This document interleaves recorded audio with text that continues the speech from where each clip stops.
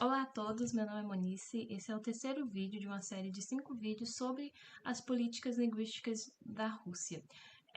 Hoje a gente vai falar mais especificadamente da política linguística de mídia e cultura no país. Então, para começar, é importante a gente interpretar esse sistema, essa política cultural, no caso, como um sistema com dois vetores principais. Então, o primeiro é o vetor de centralização interna, que é essa tentativa de criar uma coesão nacional por meio da língua russa, e o segundo vetor é a projeção externa, que é o uso da cultura e da mídia como ferramenta de influência internacional. Então, esses dois movimentos eles acontecem simultaneamente e eles ajudam a entender tanto a política doméstica quanto a ambição global da Rússia. Ao longo da apresentação, eu vou falar de como as leis, a mídia, a religião, a educação e a diplomacia cultural se encaixam nesse projeto. Começando pela estrutura legal, a Constituição russa ela estabelece o russo como língua estatal, mas isso vai além de um simples reconhecimento formal.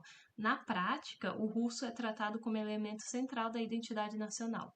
As emendas constitucionais de 2020 reforçaram essa visão ao introduzir o conceito de que os russos seriam o povo formador do Estado.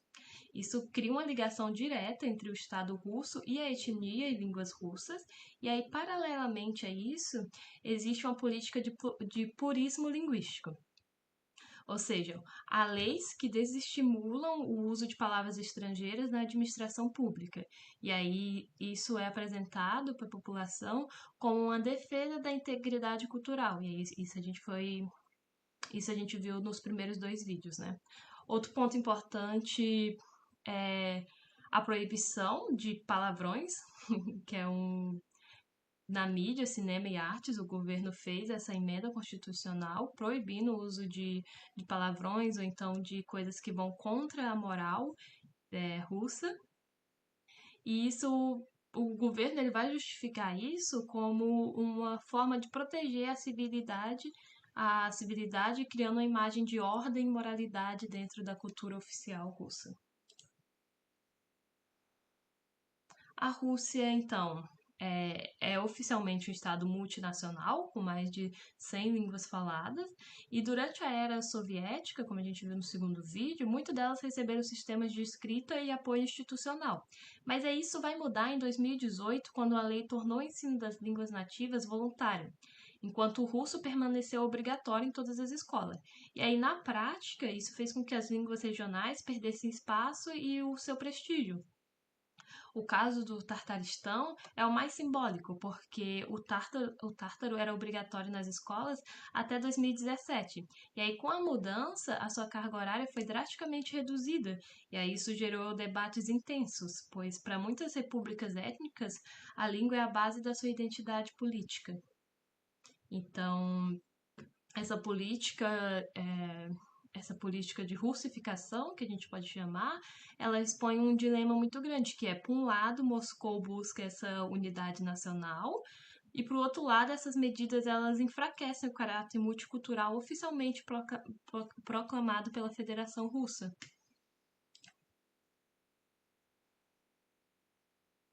Aí falando um pouco da mídia e do jornalismo russo, a mídia russa ela precisa ser compreendida então dentro de um contexto histórico. Diferente do modelo ocidental de jornalismo como cão de guarda do poder, na Rússia o jornalista é frequentemente visto como alguém que educa e orienta o público.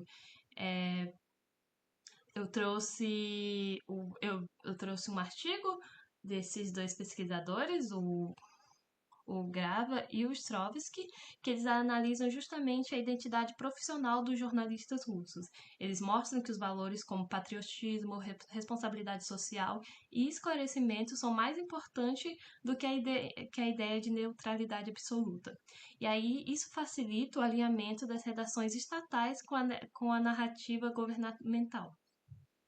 Então, não é apenas uma censura direta, como a gente vê na mídia, como as pessoas normalmente definem, né? Não é apenas uma censura direta.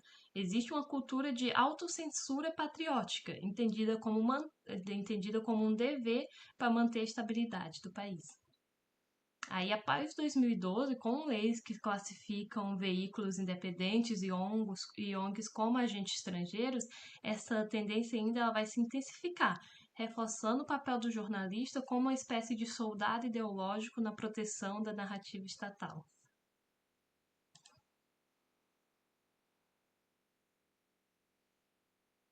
Então, confirmando isso que a gente vem falando, a política cultural russa, ela se constrói em torno da ideia de que a Rússia é a guardiã de valores tradicionais.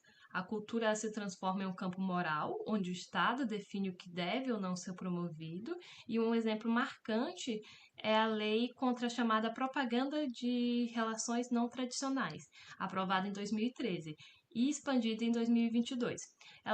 Ela restringe conteúdos LGBTQIA+, e ainda cria uma hierarquia de valores culturais, alinhada ao discurso de resistência à decadência ocidental. A Igreja Ortodoxa Russa é um ator central nessa dinâmica e ela legitima muitas políticas culturais e acaba influenciando o conteúdo que é permitido ou não na mídia, né? A alta cultura, como é chamado no país, o balé, a literatura clássica, a música erudita, é apresentada como símbolo de superioridade moral e civilizacional da Rússia. Então, é um modelo de cultura pensado não só para o público interno, mas também para impressionar o exterior. Eles tentam vender essa alta cultura do país para tentar criar uma imagem de superioridade.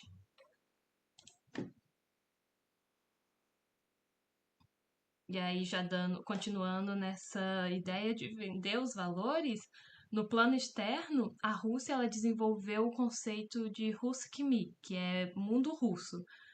A ideia é que as comunidades que falam russo ou que valorizam a cultura russa formam uma espécie de esfera civilizacional. Isso tem implicações políticas e geopolíticas importantes, onde existe o mundo russo, existe supostamente o interesse nacional russo. Aí a mídia nacional russa, ela funciona como braço desse soft power, mas é importante perceber que o soft power, no caso, não tenta apenas atrair como como o soft power americano, no caso. Ele tenta questionar as narrativas ocidentais, criando incerteza e apresentando a Rússia como alternativa. A política externa, né, dos Estados Unidos, ela tenta muito vender essa ideia de que o sonho americano, a vida americana é uma vida perfeita, né? E aí a política externa da Rússia, ela já tenta questionar essas narrativas ocidentais e apresentar a Rússia como alternativa, né? Então esse seria um exemplo assim de diferença. Para a diáspora, essas mídias reforçam a identidade e mantêm laços simbólicos com Moscou, uma estratégia de conexão cultural transnacional. E aí, agora voltando um pouco para falar principalmente de cultura e ciência, a educação, ela também é uma ferramenta diplomática. A Rússia, ela tem uma tradição fortíssima na linguística, matemática, física e engenharia, e que se tornou um atrativo para estudantes estrangeiros, especialmente dos países dos BRICS e do sul global, no caso. O governo ele oferece bolsas e incentivos para atrair jovens talentos, e ao estudar em universidades russas, esses estudantes desenvolvem vínculos culturais, políticos e até emocionais com o país. Isso aí é uma estratégia, claro, de longo prazo, para formar elites intelectuais que conhecem e valorizam a língua e a cultura russa. Quando esses estudantes eles retornam aos seus países de origem, eles tornam-se multiplicadores dessa influência russa.